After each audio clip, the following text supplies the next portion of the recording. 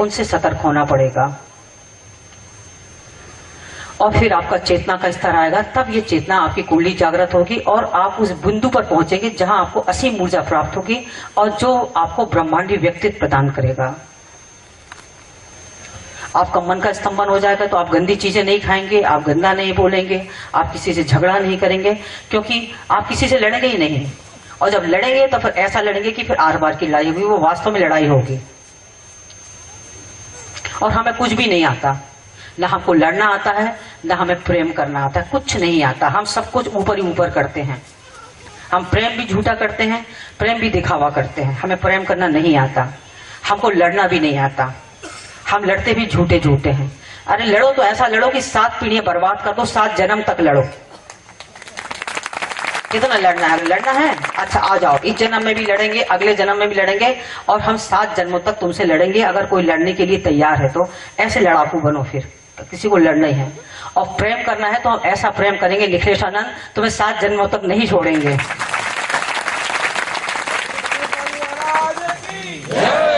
जब भी तुम आओगे तब भी हम आएंगे। देखते हैं कैसे जाते हो छोड़ के। हाथ छोड़ के तो चले गए, पर मन से निकल के बताओ, तब जाने तुम्हें कि तुम बहुत बड़े महान गुरु हो। तब जाने तुमको आपकी महानता ये है कि आपसे ज्यादा हम महान हैं, क्योंकि हम आप तो छोड़ के चले गए, हम नहीं छोड़ पाए आपको, और आप इसलिए हम लोग ज्यादा महान हैं। ये शिष्य आपसे ज्यादा महान है, क्योंकि ये आज आपको पूछते हैं, आज भी आपको मानते हैं, और इसलिए जब आप आएंगे तो ये भी बार बार आएंगे। ये प्रेम करना आता है इनको। ऐसा प्रेम होना चाहिए कि 7 जन्मों तक प्रेम निभाए। कि कैसे बचोगे, कैसे जाओगे, जा ही नहीं सकते। और ये प्रेम भी आता है चेतना के स्तर पर। बार बार चेतना की बात करती हूँ, प्रेम की बात करती हूँ। और जब चेतना के स्तर पर सिर्फ प्रेम है, प्रेम के अलावा कुछ नहीं है। लड़ाई झगड़े से मन के स्तर पर है, झूठ फरेब से मन के स्तर पर है। और जब तीसरा तल पे आते हैं चेतना के स्तर पर, वहां कोई लड़ाई झगड़े नहीं, कोई द्वंद्व नहीं, सिर्फ प्रेम ही प्रेम है।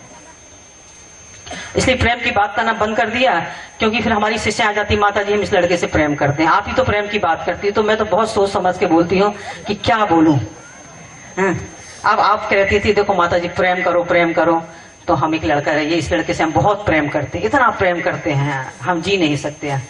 अच्छा अच्छा ठीक है, मैं जिस प्रेम की बात करती हूँ वो प्रेम तुम लोग, उस प्रेम की बात करती हूँ।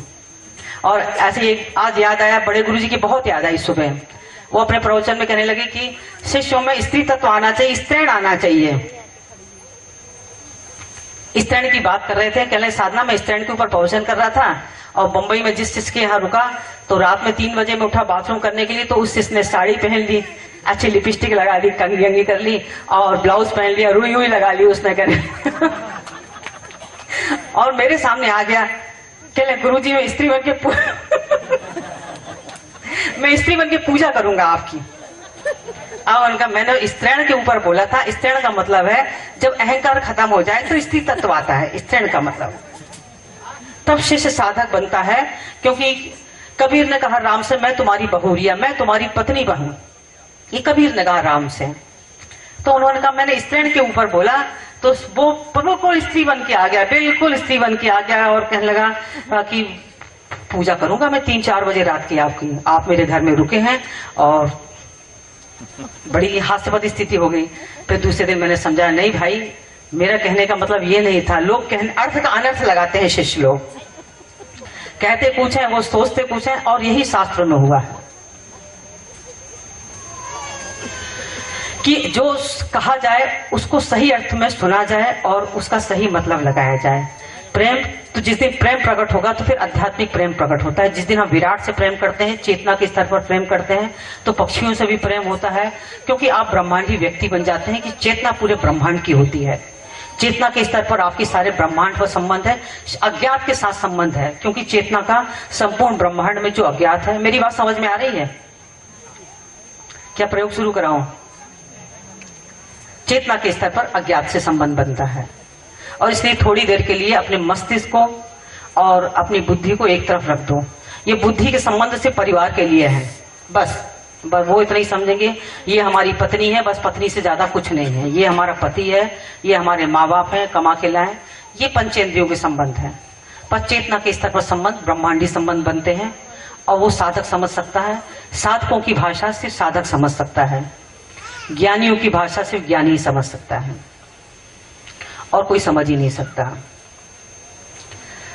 और आप लोग ब्रह्मांडी व्यक्ति बने, व्यक्तित्व बने ब्रह्मांडी, सारे ब्रह्मांड से आपका संबंध बने और सारे ब्रह्मांड की कृपा आप लोग के ऊपर बरसे। ऐसा ही आप लोग को आशीर्वाद देती है परम पूज्य गुरुदेव की, स्वामी निखिलेश्वर महाराज जी की, सतगुरुदेव की।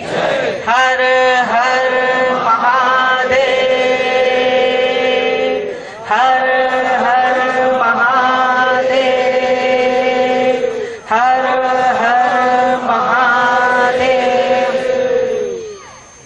सबसे पहले मैं आप लोगों को बगलामुखी प्रयोग संपन्न करवाऊंगी और आप लोग बैठे। इसके बाद फिर 15-20 मिनट का बालाजी का पूजन होगा, फिर शिष्यों से मिल लेंगे।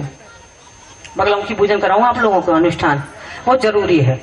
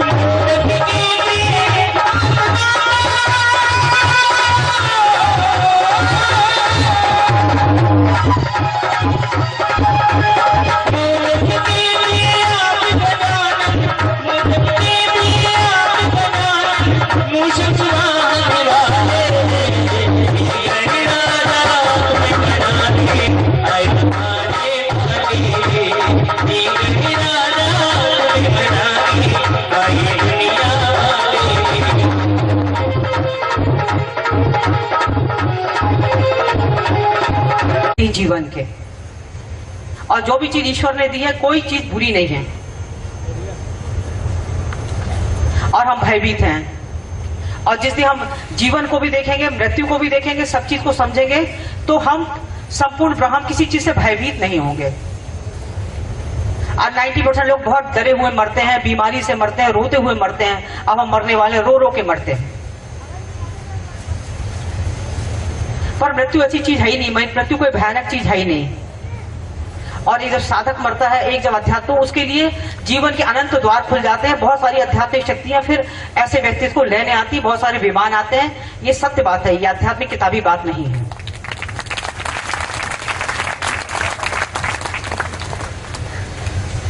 अब ब्रह्मास्त्र प्रयोग संपन्न करवाऊंगी आप लोगों को और उसके बाद इंतजार करती हूँ। आपके पिताजी आए, उनको थोड़ा समय लगता है, सुबह के समय उनको थोड़ा समय देना पड़ता है और उसके बाद वो आएंगे तो एक विशेष प्रयोग संपन्न कराएंगे बालाजी का।